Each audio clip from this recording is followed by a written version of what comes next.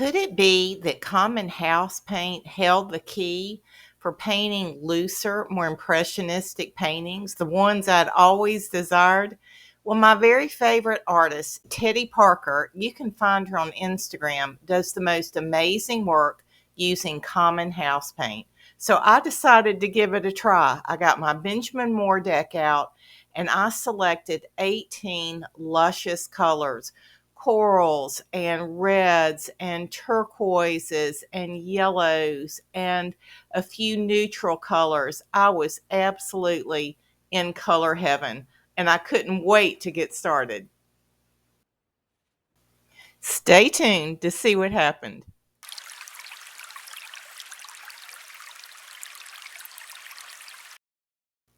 So I'm using Benjamin Moore brand samples, and these come in little half pint jars with a screw lid, which makes them super convenient. That is blushing red that you're looking at. What a gorgeous color. I wanted to do a little pink underlayment on my panels before I started painting. And when I watched Teddy Parker use her paints, she used a palette knife to remove them. I found that to be very drippy and not very controllable, and it left a string of paint on the paper and around the can. So when I started painting, I actually got plastic spoons and removed the paint that way, which was a lot better. And I also had some small cups that I put the paint into the cup and I would dip my brush into that, and that worked really well. And I love how easy it is. These paints are so thin.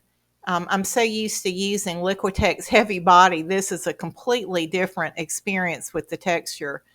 But I love how you can mix these two paints together with your brush. You don't have to use a palette knife.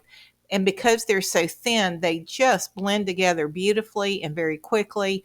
And the coverage that you get, you can use a wide brush and dip in that paint, and it just flows and flows and flows, where you would have had to have gone back into a regular acrylic paint many times to get that much coverage. So for this bottom stage, I am absolutely loving it. Here's a better example doing a larger panel. You can see how far that paint will stretch. It just goes on and on. The coverage was great. Really pleased at this point. I wanted you to see that's a plastic silver spoon that I got at the dollar store, and little plastic cups that have lids with them. I ended up ordering some more substantial cups with lids from Amazon that I'm getting today, but I found these to work a lot easier, and I just wiped the spoon off with a paper towel, and then I was able to put the lid over those paints that night. And I'm using that Richardson's Gray Matter paper. It's kind of a shiny paper, as my mixing paper. So I'll put paint in the cups, but I'll actually mix it on that paper. Of course, it's going to dry out quicker on that paper, but I found that to work a lot better. Just wanted you to see my setup. Here's my reference photo. It's from Pixabay, which is a free website that artists can use. You'll notice I'm also using water to moisten my brush, but because the paint is so thin, I use very little water in this process. When I started this painting, I used a short angled brush that was a very thin brush. It didn't hold much paint, and it was not a particularly satisfactory painting experience, to be honest with you. It just didn't hold enough paint. I felt like things went on a little thinly, but the magic started to happen when I switched over to a much larger brush to put in that background. Let me show you the two brushes I was using. So there's obviously a big difference in size, but the biggest difference for me was when I started putting in that background using the big flat brush. It held so much paint, and I barely mixed the khaki and the white together. I wasn't trying to over blend it, and that just led to the most beautiful brush strokes. It went on like butter. It reminded me so much of the way oil paint looks when you put it down in big strokes. It was just very gestural. You really saw the strokes, the way the colors were barely mixed together. It was just beautiful. I absolutely loved it. I was just kind of painting that part with my mouth hanging open. So I would say, as I move on to other paintings using this type of house paint, which I'm definitely going to do, I'm going to try to limit myself to really large brushes, really large strokes, getting a fair amount of paint on my brush. And I think, as I watched my painting hero do her work, she was using bigger brushes, more paint, fewer strokes, and letting those strokes be really expressive. Yep, really pretty.